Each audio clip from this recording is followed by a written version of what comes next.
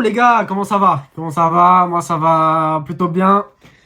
J'ai dormi 5 petites heures là, mais c'est pas grave. Je suis chaud pour vous faire une petite vidéo. Concept, oula, ça va être compliqué. Concept du jour, vidéo du jour. Mes conseils pour la salle, pour être esthétique. Évidemment, ceci n'est pas une chaîne dédiée aux bodybuilders, donc si votre truc c'est déjà d'aller à la salle 6 fois par semaine, bah continuez à faire ce que vous êtes en train de faire, parce que c'est sûrement la bonne chose. Alors, ça me mène au premier conseil. Aller à la salle. Minimum 3 à 4 fois par semaine. Tu peux suivre un plan push-pull legs. C'est très bien. Ça fait l'affaire. Tu peux faire un upper, lower. Très bien aussi. Ça fait l'affaire. Est-ce que c'est ceux que moi j'utilise? Actuellement, non. J'ai déjà essayé, mais actuellement, genre, évidemment, ça fait plus de 3 ans que je vais au fit. J'adore ça, donc j'ai construit mon plan comme il faut. Si tu as besoin d'aide pour construire un plan, tu peux m'envoyer un DM sur Insta ou TikTok, de préférence Insta, et je peux essayer de t'aider. Donc samueldsc.-du-bas, je mettrai en description. Bref, ça c'était pour le premier conseil. Deuxième conseil, le cardio. Alors, quand je dis cardio, pas forcément besoin de te tuer à fond et d'être au bord de la crise cardiaque, non. Cardio, pour rester en esthétique, l'idéal serait un cardio à vitesse constante que tu peux tenir genre sans être en train de mourir à la fin. Ok. Moi, ce que j'aime bien faire, c'est 15 à 30 minutes de Stairmaster. C'est ce que je conseille parce que le Stairmaster, ça va brûler tellement efficacement. C'est fou. Genre, ce truc fonctionne tellement bien, c'est incroyable. Après, j'aime bien faire de la course. Après, évidemment, ça, c'est parce que j'aime bien de temps en temps en faire. Et si t'aimes pas courir, je comprends tout à fait. Moi non plus, je kiffe pas forcément de ouf. Donc, Stairmaster, c'est ce que je conseillerais. Après, tu peux faire de la marche, évidemment, mais les effets seront moins présents, moins vite. Ok, mais ça marche. Ensuite, tu peux aussi faire des sprints. Les sprints, c'est très bien, ça booste un peu ta testo. Il y a un effet, je sais plus comment on dit en français, mais en gros, même après l'effort, ton corps, il va continuer de consommer. Et voilà, ça a un très bon effet. Tu fais 6 à 8 séries de sprints. C'est très bien pour ta testo et ton cœur. Pourquoi je parle de testo? Parce que c'est très important en tant qu'homme. La testo, c'est tout ce qui va... Enfin, ça aura un rapport direct avec ta masse musculaire, ton énergie, tout ça, tout ça. Ok, point 3. Les muscles les plus esthétiques. Alors, quand je dis ça, évidemment, pour les personnes qui sont habituées au fitness, l'esthétisme, c'est un ensemble, d'accord? C'est-à-dire que quand on dit qu'un gars est esthétique, ça veut dire que il est bien partout. D'accord? Moi, dans ce contexte-là, quand je parle d'esthétique, je veux surtout dire les muscles qu'on voit en premier. Alors, ça veut pas dire qu'il faut pas travailler le reste. Je dis juste qu'il faut pas négliger ces muscles-là. Donc, j'en avais parlé dans ma dernière vidéo.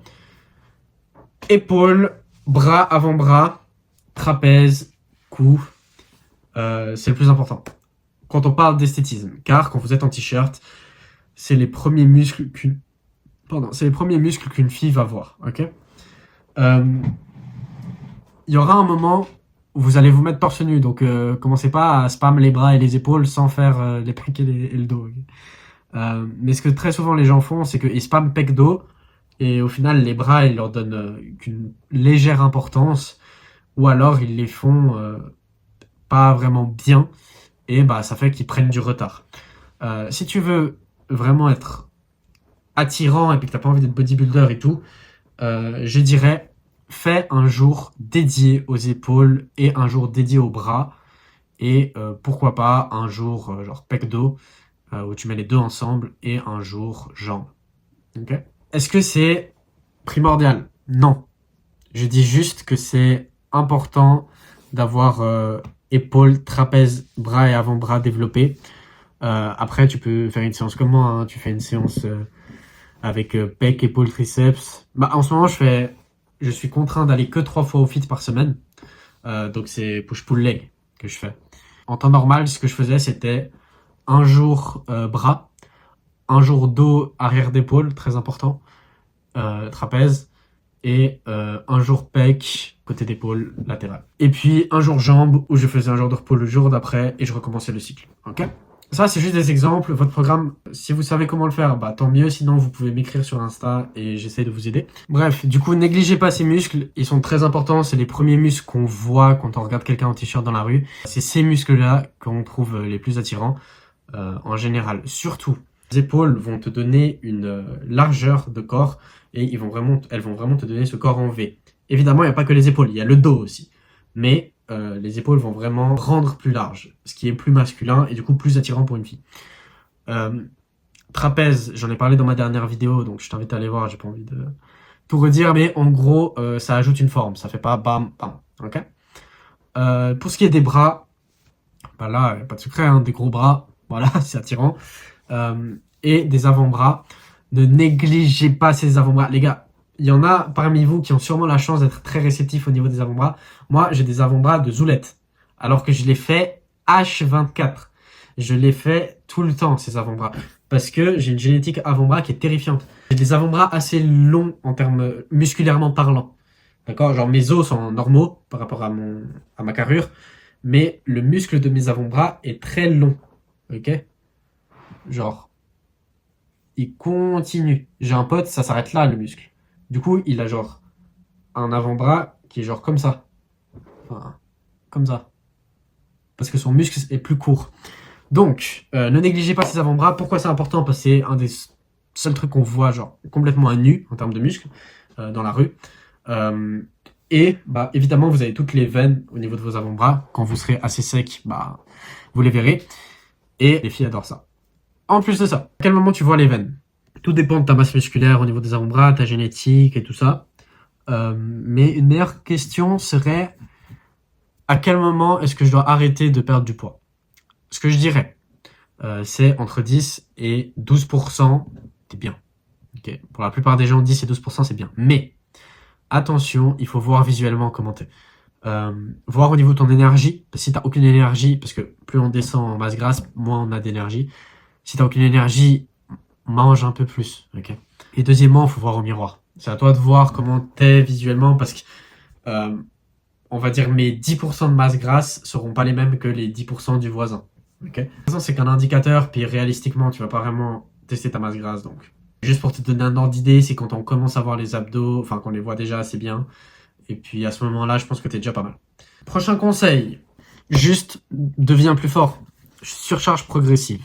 C'est-à-dire, si je fais du bench press, donc c'est ce qu'on fait ce mouvement-là, à 60 kg, bah la semaine d'après, vous mettez 62,5. Dans 4 semaines, vous mettez 65. Et ainsi de suite. Okay, vous augmentez progressivement en fonction de votre ressenti. Et pour vous challenger, prendre de la force et du coup prendre du muscle. Voilà, aussi simple que ça. Là, c'est bientôt l'été, donc la plupart d'entre vous ne le feront pas. Mais après l'été, ce que je conseillerais, c'est un léger surplus calorique de 200 à 300 calories pour rester bien sec comme vous l'êtes, tout en prenant un tout petit peu. Et ce petit peu que vous allez prendre, bah, il va se transférer sur vos performances. Vous allez avoir plus d'énergie, vous allez être un tout petit peu plus lourd et vous pourrez pousser plus lourd et par ce biais prendre plus de muscles. Évidemment, 200-300 calories, ça va vite. Donc faites attention à bien calculer vos repas. Ce qui me mène au prochain point, c'est calculer ses repas. Donc moi, j'utilise une balance de cuisine. Vous avez juste à peser votre nourriture.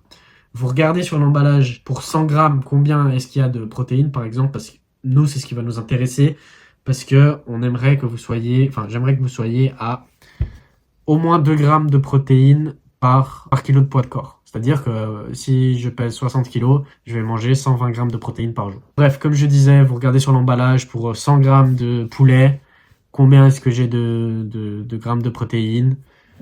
J'ai combien de grammes de poulet dans mon assiette. Je calcule tout ça avec la balance, bam bam bam, et puis vous voyez si vous êtes bon.